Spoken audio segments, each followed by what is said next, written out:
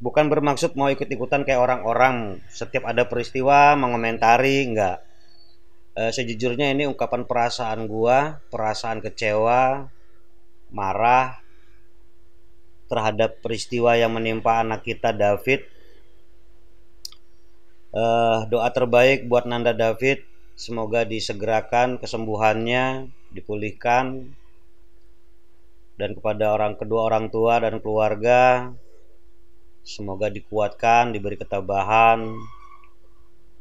Tapi di kesempatan ini gue nggak mau ngebahas soal atau nggak mau mengomentari soal peristiwa itu. Pertama, karena gue nggak punya kompetensi untuk mengomentari itu.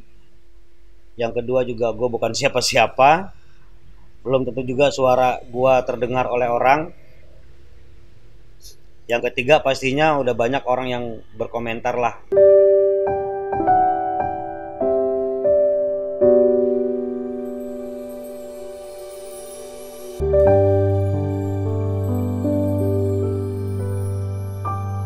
Kalau belakangan sering kita lihat, kita baca di media sosial, kita dengar bahwa anak pejabat kok hedon ya. Rata-rata pejabat atau siapapun lah di negeri ini tiba-tiba jadi hedon gitu. Suka pamer-pamer kekayaan. Gue sih melihatnya pakai kacamata awam sebenarnya. Kalau orang kaya pamer hartanya menurut gue masih hal yang wajar itu. Terus kalau orang yang memang punya power belagu masih hal yang wajar. Yang kurang ajar di mata gue adalah orang yang hidupnya pas-pasan, apalagi nggak mampu, terus sok-sok pamer kekayaan, hidup hedon. Nah, kenapa ini gue sampaikan? Coba deh, sama-sama kita belajar mengakui bahwa sebenarnya perilaku model kayak si Mario ini bukan terjadi pada anak pejabat atau pejabatnya aja. Di tengah kehidupan kita yang bener-bener hidupnya pas-pasan juga banyak terjadi. Apalagi sekarang nih, menjelang tahun politik, itu rata-rata mereka yang ngegas-ngegas dengan knalpot belombongan itu orang-orang yang hidupnya pas-pasan itu. Apa bukan hedon itu namanya? Bisa jadi hak-hak anak istrinya berkurang itu hanya untuk sekedar konvoi-konvoi dengan motor-motor gede.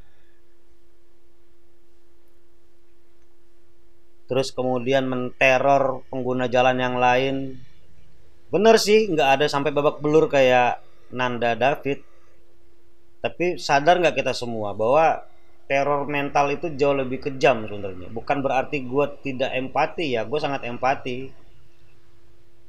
Begitu berita tentang David ini muncul, gue juga di rumah ya ngedumel aja, maki-maki aja. Nah, menurut gue peristiwa David ini penggambaran buat kita bahwa sebenarnya orang yang arogan itu ada di sekitar kita. Jangan-jangan diri kita sendiri arogan. Nah, ini bisa kita lihat dari apa yang terjadi di depan kita.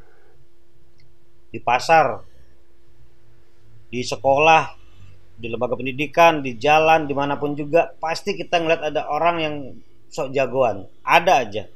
Yang arogan ada aja. Nah, Mario Dendi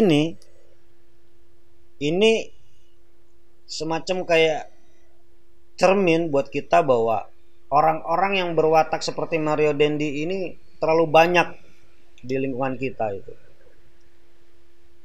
Lo bawa kendaraan di jalan, salah sedikit lo kena maki orang. Atau lo yang maki-maki orang. Dengan gaya sok jagonya.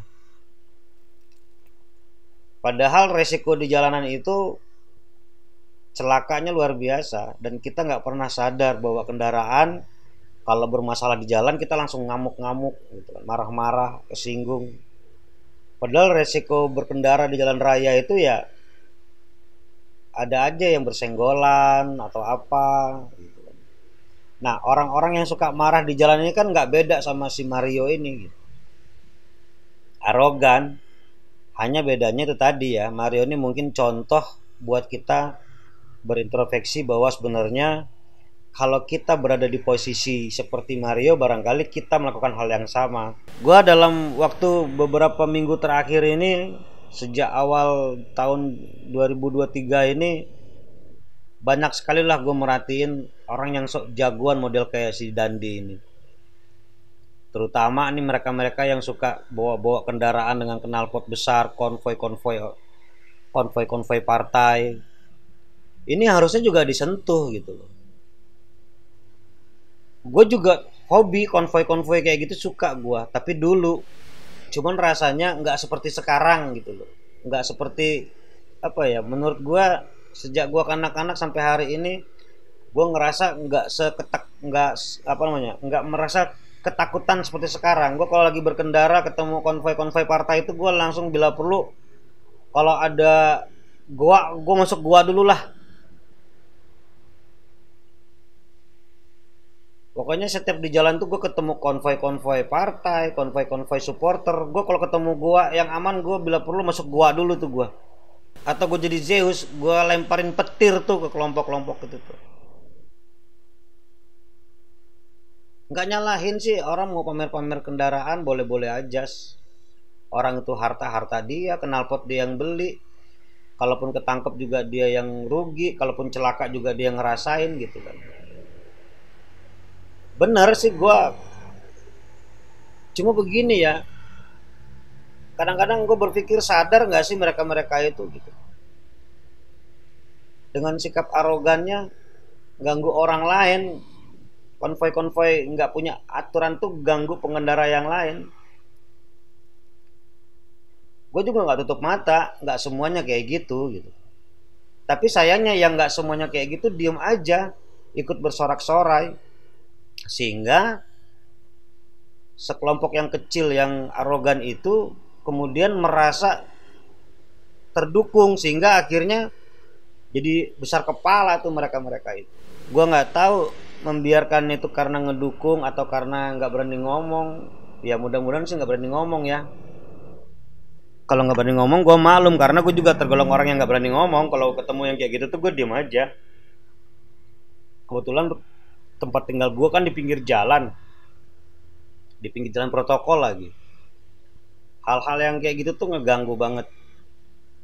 Nah, menurut gue perilaku model kayak Dandi ini justru yang paling banyak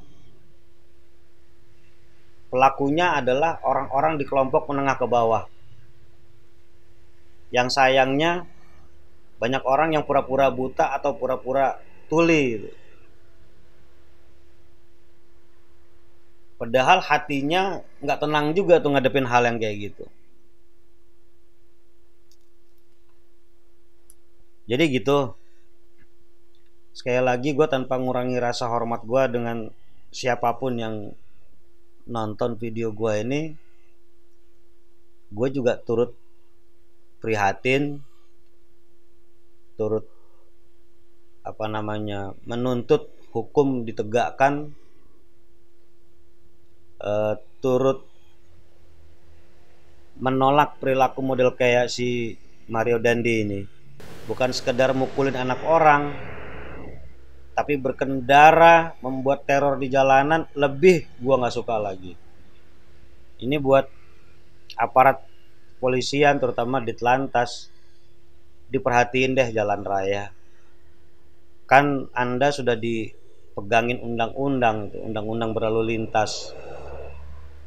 Jangan takutlah sama partai.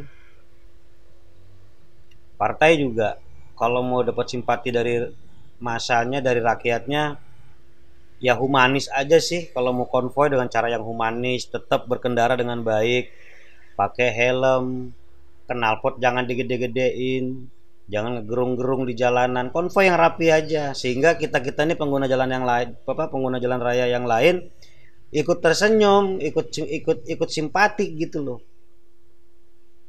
Menurut gue sih itu ya. Gue lebih suka mengomentari hal yang nggak dikomentarin orang.